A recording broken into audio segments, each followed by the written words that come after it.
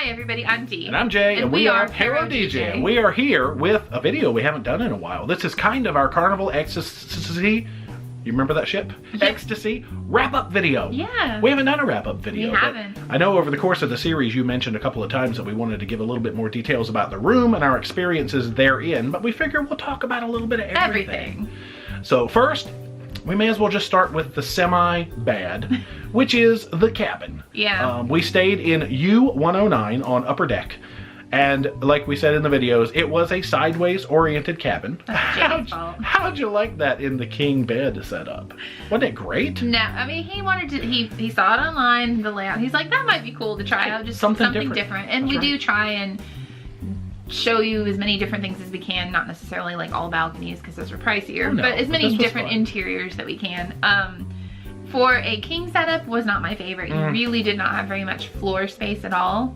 But as a twin, it wasn't bad. Yeah, the twin setup in that would have been ideal. And of course, the main thing about the room that we got into in the series was the smell that came out of the bathroom drains.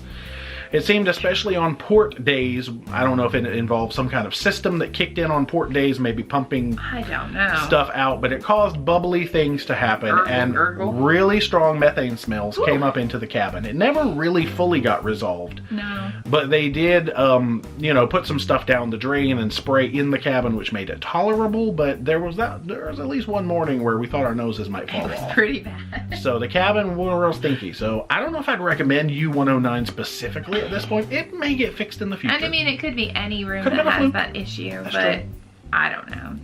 But we enjoyed the cruise overall as a whole. We just probably would book a different cabin next time on the Ecstasy. So what about the ship overall? It's a fantasy class, which is the smallest class for Carnival and the oldest class for Carnival. But we enjoyed that class. I really enjoyed the ship. My only thing that I probably wish they would have had was the big screen on the Lido deck for watching movies, because that is one of my favorite things to do. So it does not have that. Correct. But beyond that, everything was fun. The comedy lounge was large and lots of seating. That's a big problem on like the larger ships, that they're smaller lounges. The entertainment was great. The staff was phenomenal. Oh yeah. It's just, it was more of a family environment, almost like you were part of the family of Carnival, just being on the ship. Because it's small, you could interact more with everybody and really get to know them. So we liked that a lot. You saw the same people over and over again and got to know people. Rather, you know, sometimes on a big ship you might see somebody once and never see them again. But yeah, just the size of that makes it very conducive to, like you said, that whole family feeling. You see the same crew, same passengers. I mean, you know, we made friends all over the place, and they would come up to us, oh, I remember you from the piano bar. Oh, I remember you from karaoke, you know, things like that. So it's a good feeling ship. Something about that size is just charming. I think going out of Charleston, too, it was a different kind of group environment also. Yeah.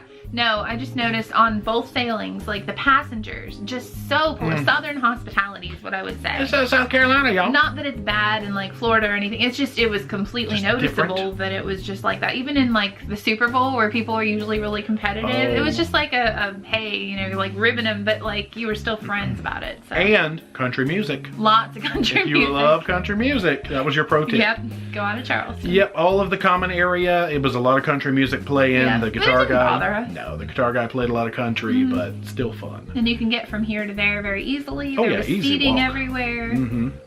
Yeah, I mean, we like all ships, but it's fun to go back after being on larger ships to a smaller ship. It's just a completely different feeling. Yeah. But not a whole lot really to say about the Ecstasy. I mean, the goods and the bads. So really, you know, we probably, not even that the deck was bad. Ricky and Laura were on the same deck and their cabin was fine. It was fine. So it's just kind of a fluke. But you know, probably wouldn't do the sideways cabin again for a king room, and that particular one for the male. But I don't know, we had a great experience overall, and we'd gladly sail the Ecstasy again.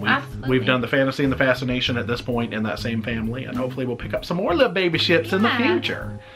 But I guess that's about it. Any other thoughts on the Ecstasy? Just wanted to do a quick wrap-up video and elaborate on the room a little bit. I'm thinking. All right, well.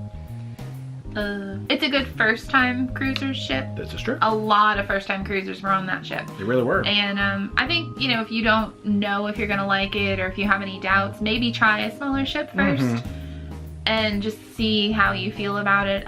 Because if you jump right into a big ship and then you try and go to a smaller one, I don't think you'll ever Maybe. want to go back to a small, I don't know, it's weird. Even though we started on the Victory and the Triumph and then went down to, well, we went to the Pride and then down to the Fantasy, and we liked the Fantasy just fine. Lots of extra outdoor seating that you don't find on some of the other ships. It doesn't have all the bells and whistles of the large ships. Right. We'll just be, honest about that. But, there's lots of things to do outside of that, and the staff really tries to amp up the activities because of that reason. So. Yeah, very friendly. Very.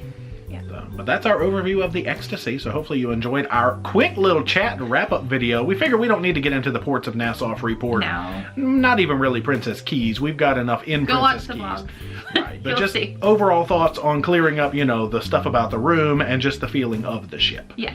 So, but that is it for this video. Hopefully you enjoyed. If you haven't already, make sure you are subscribed to the channel. Become a Paromaniac today. Socialize all our media, Facebook, Instagram, and Twitter. Yep. And until next time, rock on.